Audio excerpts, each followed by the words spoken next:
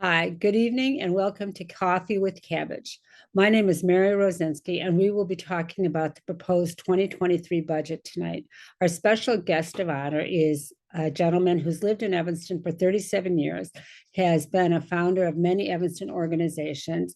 He's a Northwestern graduate. He's a Harvard Law School graduate. He was chief counsel for the Illinois Department of Natural Resources under the Quinn administration.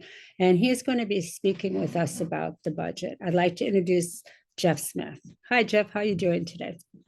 Doing well, Mary, and thank you, and thank Cabbage for doing this. Good. Well, we appreciate your time. The 2023 budget is really much of a concern for so many residents this year.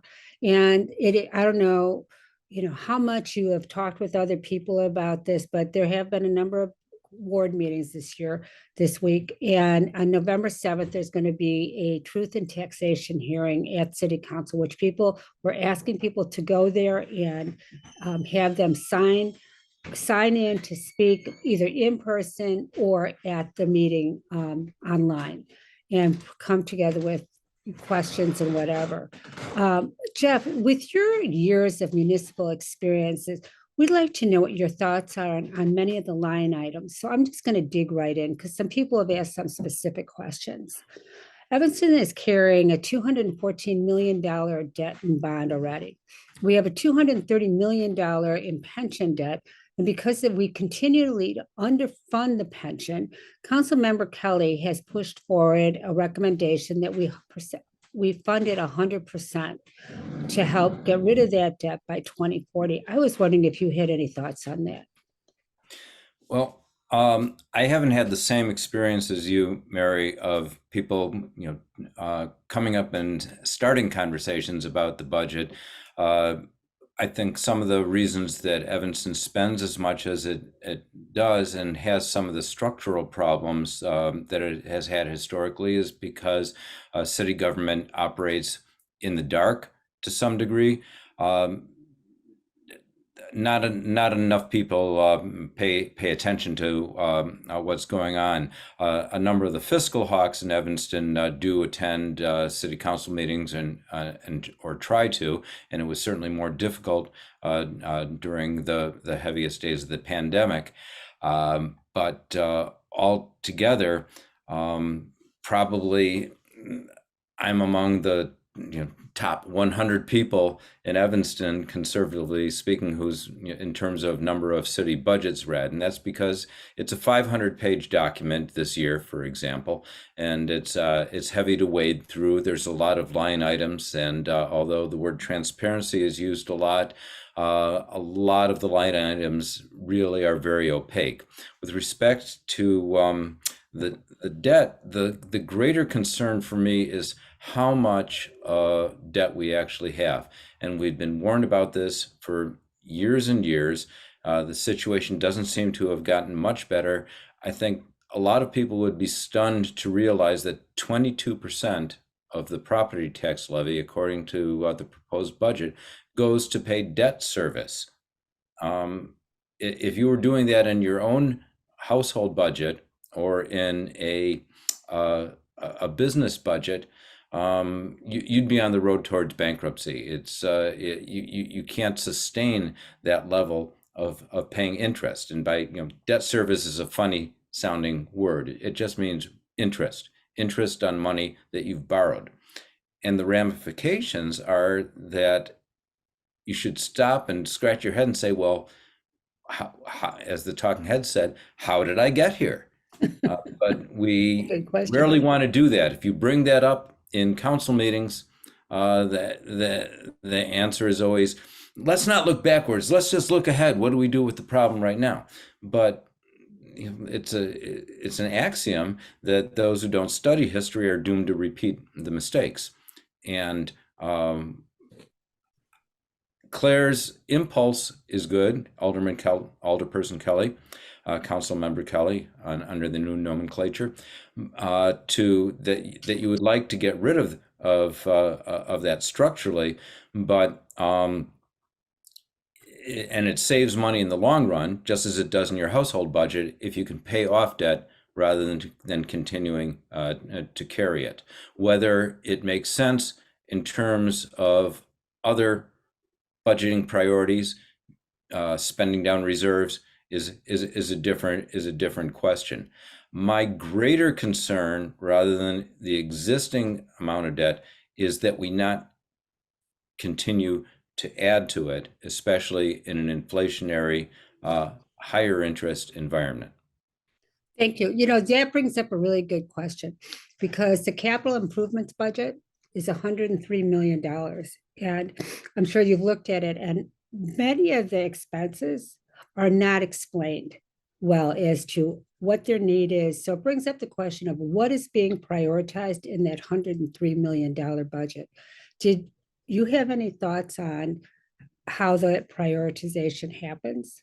It also appears, let me add one other caveat with that it is somewhat of a flawed budget because $4 million, let me get my paper on that, $4.1 million is slated to come from 2022 bonds, but we didn't issue any bonds in 2022. So how does that get reconciled? Well, that's a problem when you're referencing things that didn't actually happen. I'll try and come back to the capital budget specifically, but why don't we talk a little bit about the budget overall? Okay. And because I think that'll put it in context. What we're looking at with this budget that is most concerning to me is that it represents, on a meta level, a 20% increase in spending. And it does that without a commensurate increase in revenues. So every single fund that's listed, or group of funds, okay, because they aren't each broken down one by one, but about 7 broad categories of funds are listed. Every single one, we're going to be spending more than we are taking in fiscal year 2023, according to what's proposed. What that means is that we're using one-time revenues and existing surpluses to achieve that spending, right? Because you can't spend more than you take in unless you've got some other source. And so we have these one-time revenues like the ARPA money, or we have surpluses because we didn't spend as much in some funds in previous years, and we're going to take those and we're going to spend them down. The problem, if you dig into this budget, is that a number of things that are being proposed for the spending increases are not one-time expenditures. These are recurring expenditures. When you're creating new positions, or you're talking about getting into long-term leases of equipment or software that are then going to be renewed and maybe rolled over at a higher cost down the road, these are recurring expenditures. So you've got recurring expenditures that we're committing to using one-time funds, which means you're not going to have recurring revenues and surpluses to maintain and support those expenditures. So that's really unsustainable. And in a fiscal context, it's irresponsible. That's one thing that concerns me on a meta level about this budget. You're really putting yourself on a path to where in a couple of years, taxpayers are going to be confronted with, oh my gosh, we've got this shortfall. We've got this shortfall because, well, back in the day, we had all this money and we don't have this money coming in anymore. Well, Are you but speaking you do to that. the ARPA money? Yeah, whatever the source is, okay? And there's a number of it's hard to track exactly. ARPA seems to be a big part of it, but you just look grossly at the numbers, and we're increasing spending without increasing the revenues. And so it works for this year, but what are you going to do 3 years down the line? So it's not being done in context of future planning, which am sad to say. And I love Evanston, but nobody's perfect, and we don't do everything right. And some things that we've done don't seem to be done with regard for the future. For example, there's line after line in memos about the impacts of COVID and the pandemic. Well, illness alone did not cause what happened to Evanston fiscally in terms of either its economy or its government spending. Those were government actions. But people who raised the questions at the time about, well, what happens if we shut down all the restaurants? What happens if we shut down all the bars? What happens if we don't allow people to go to the movies? You know, that was shut down. You weren't allowed to discuss that. And now we're paying the consequences for what was not a result of biological illness, but government actions. Okay, and we're seeing that throughout society and everywhere from increased, suicide and crime rates to, ongoing ripple effects. So it becomes extremely important when you make decisions and spending decisions in the present that you take into consideration what's going to happen in the future. For example, if you add 5 positions, it's not just that salary and that the benefits that go along with it, but it's what will be the impact on pension obligations. If that position that you're adding becomes a person who becomes entitled to a pension and then retires and collects that for the rest of their life.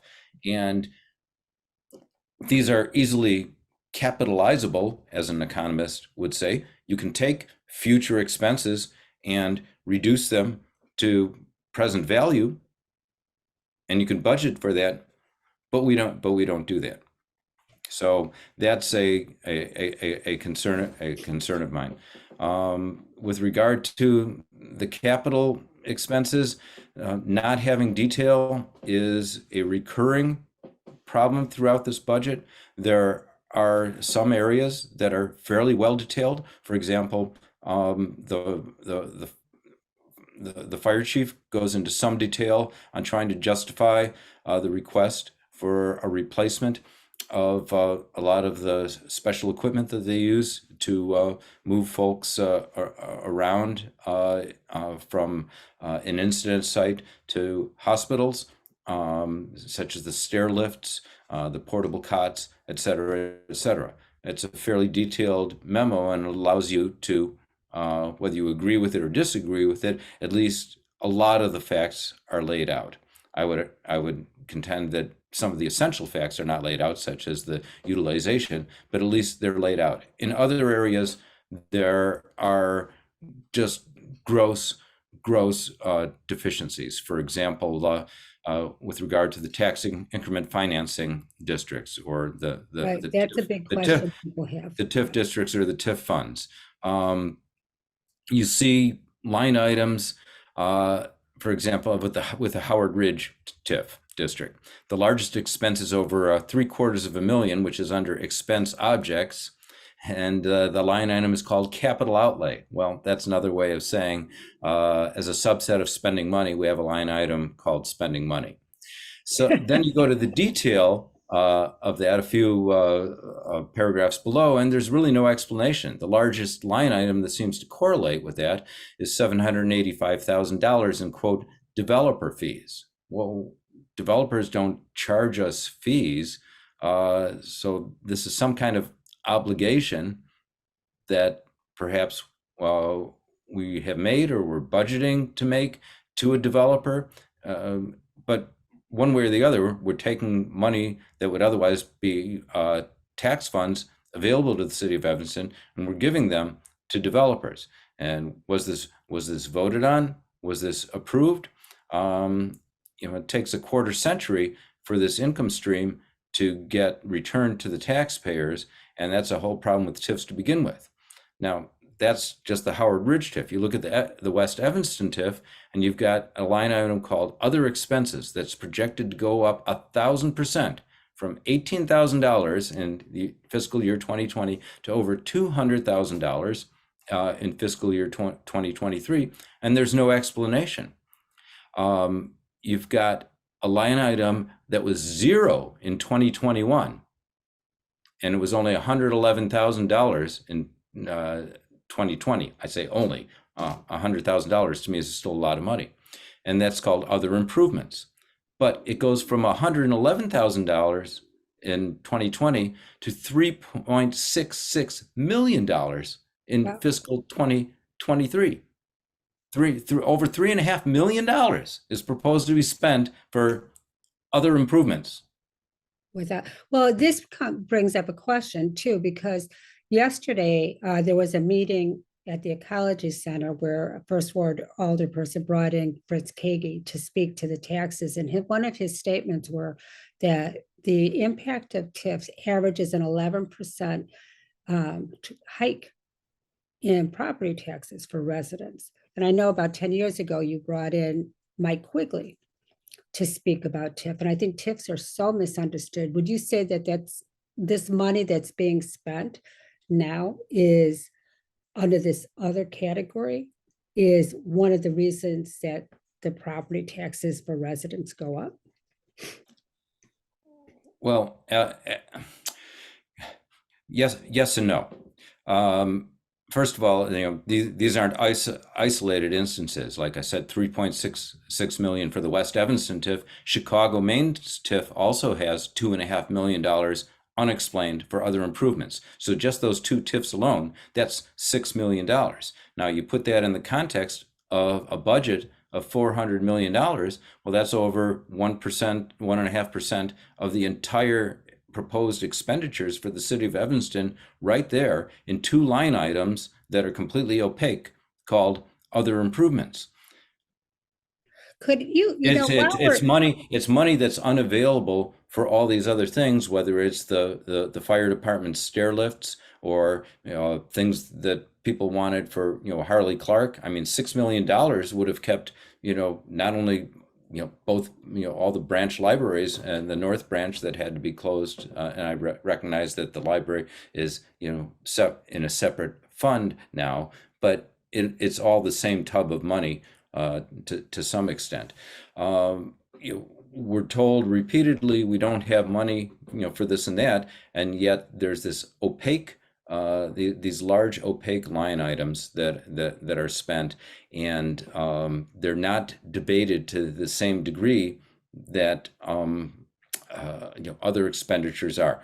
All the focus is typically at open budget meetings on the general fund, which is only a portion of the overall expenditures of the city of Evanston. And by definition, incremental tax funds that come from within a tax district are unavailable to the other taxing bodies. So if you've got an area that's overall rising in value, but the other taxing bodies, the city of Evanston's general fund and the schools and the library can't get the benefit of that rise in value in an area, then yes, it's part of what's causing other taxes to have to be hiked in order to make up for it.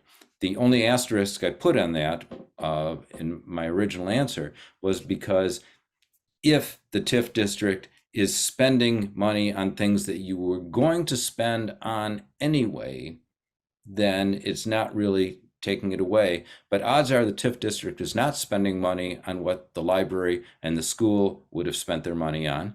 And odds are that the TIF district is also not spending proportionally on the type of general fund line items that even the city as a whole was going to be spending money on. So they sort of by definition, they're supposed to be spent within that TIF district unless they're ported out or there's a transfer between funds. So they really typically are not available, and because they're opaque and out of sight, there's the temptation that they be used for very specialized and particularized spending, which is a recipe for slush and less than good government. Well, and also you talk about the long-term funds, because if we have a lot of others that are not identifiable, the residents have to pay for those bonds that they use to fund those other for 23 years. So you bring up a question that uh, I know I've asked questions about, and that's the animal shelter, because that's becoming a $7 million project. The city council did approve spending money for design, and that came to about 650,000 or so. However, there's 5.3 million in the capital improvements budgets for that, and the proposal was never approved at city council to even build that. And so I don't understand why that's in the budget, but in the uh, initial proposal for the animal shelter, there's $2 million in other funds. So we've got two issues that I've had 5 questions from residents, and that is, how does that even make it into the capital improvements program when you have $2 million that's not specified and it's never been voted on to proceed with? Well, it shouldn't. The way we used to do things, or the best practices for capital improvements, is to have a capital plan. A capital plan is presented on a 3-year, 5-year, 10-year basis, ideally overlapping. It's publicly rolled out. It's discussed. It's debated. It's voted on, and then as instances fitting into that plan come up, they're also proposed and voted on and approved. If things are being committed to that weren't specifically approved by council, then I don't know why they would be put in the budget, other than, it's like somebody coming back and, you've told them no, or you've said, well, we haven't decided on this, and they keep on, they keep on presenting it. I mean, a budget is a draft document, right? A proposed budget, but staff is supposed to take general direction from council, and council should make a decision first on whether they want to have an animal shelter of this magnitude in expense and scope before it's committed to. It shouldn't be done by sort of a, well, gee, we gave a general direct idea, and then it gets slid in, into a budget, and that substitutes as the passage. In fact, I think a better government, anything that's over a certain dollar amount should be specifically voted on, line by line, rather than having to do it all as part of omnibus spending. Omnibus bills are how you get into, big big price tags and big deficits and big tax burdens down the line.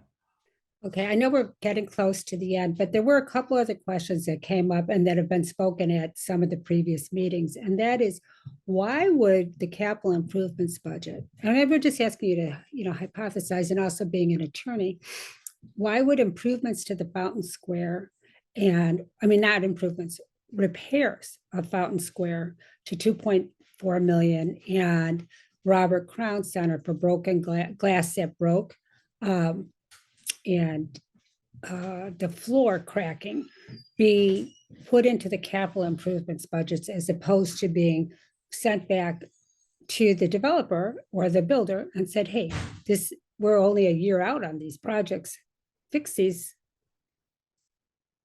So we've got, almost $3 million in the capital improvements budget for repairs to 2 big projects that are just recently completed, but already are showing construction issues.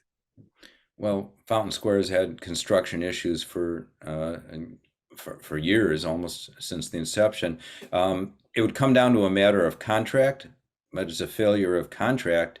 Again, I think it's irresponsible if you're putting the public on the hook for that kind of bill to not get security and guarantees from those you're hiring to do it.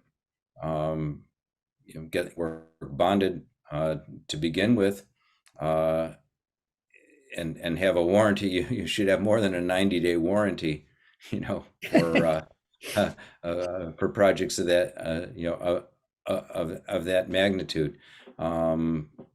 there's also, in the private sector, somebody does something right, you can go after them, and you're not limited necessarily to 1 year or 2 years. If we've contracted away that right in in our public works, then shame on us. Okay, so we should look into that and find out, because I know at one point, there was an attorney who works for the city who said that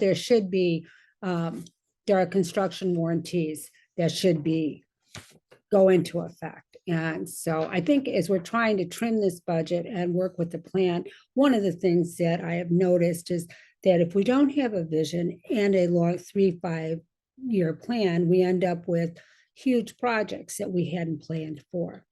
And so I know in the budget capital, I keep going to the capital improvements because there's so many things in there, like over almost $5 million for the Civic Center, but we're out on a review waiting for a study. And so how would you recommend revisiting this whole capital improvements when it hasn't been discussed, so that $5 million on the Civic Center? And there's no backup data. Well, the lack of backup recurs. It's not. It's not through. It's not. It doesn't occur with respect to every item in the budget. As I said, and Right, it seems that's to true. vary by department. Some folks seem to be doing a good job, and don't get me wrong. I think a lot of the majority of city employees, the majority of government employees come in just they're not trying to purposely do bad things for the public. They quite the opposite.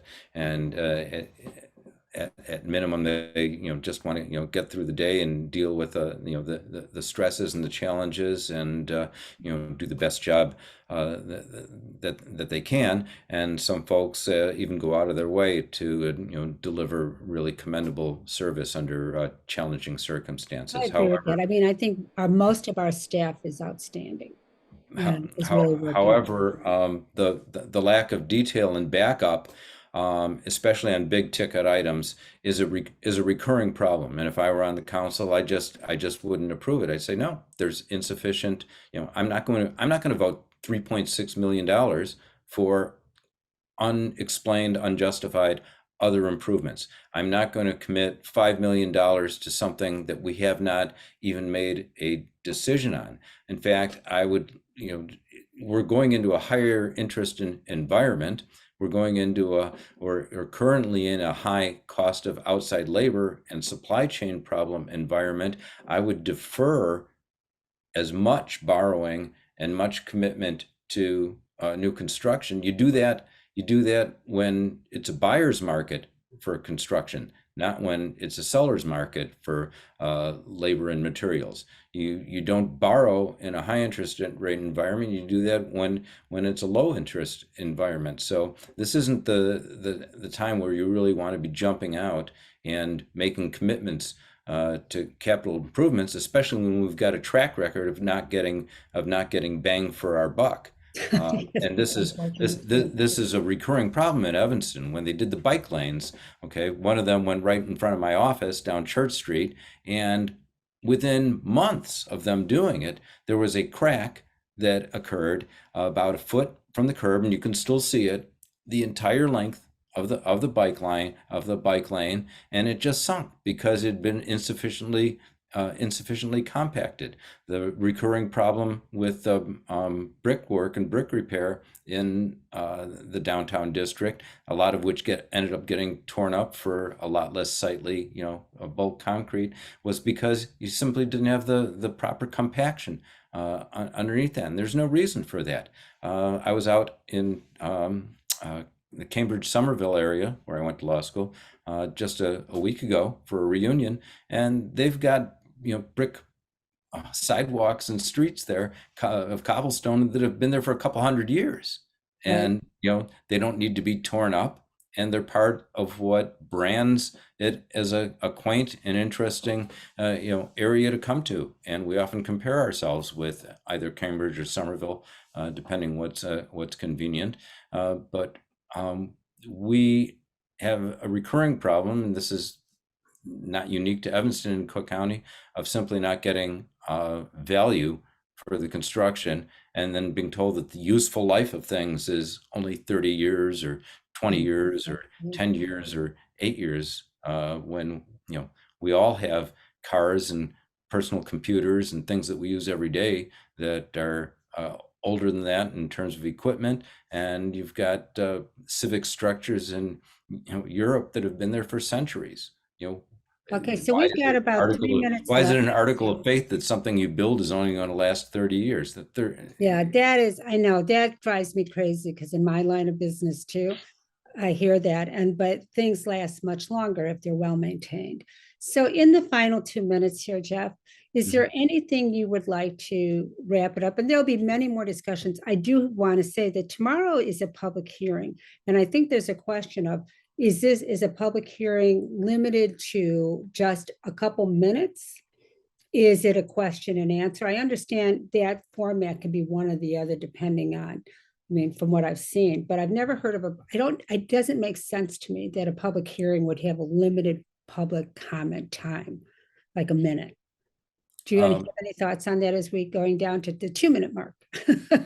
Sure. A hearing should not be time limited. A hearing should allow time for people, to be heard and have meaningful participation. If you don't have sufficient time, the idea of giving people less time, the more public interest in it is kind of counter to the idea of meaningful participation. If there's a lot of interest in something, then you should allow more time. And on something as complicated as a 500-page budget of $400 million in expenditures, that's going to and our spending is going to affect future generations and the vitality of the city, you ought to be given more time than you need to spit out your name, address, and serial number. Isn't that the truth? Okay, well, I'm going to just again say thank you. This will be one of many more discussions I'm sure we have with you, and I appreciate your time on this. And I hope to see you on Monday, giving your comment. This Monday, people, you can go on the cityofevanston.org and sign up. You can show up at the city council chambers, and you can sign up to speak either way you like it. Okay.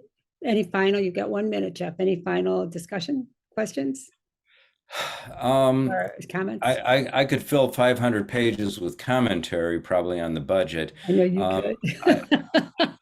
I'm concerned with the lack of bang for the buck, concerned with the lack of transparency that recurs over and over. I'm concerned with the lack of backup for a lot of the assumptions that are made, often assumptions that have six-figure price tags. I do believe that Evanston has institutionalized overspending in some regards when you compare them with other municipalities. If we're twice the population, you might expect twice the expense. You don't expect 4 times the expense, 5 times the expense. And overall, we need to be doing the best job we can to try and give folks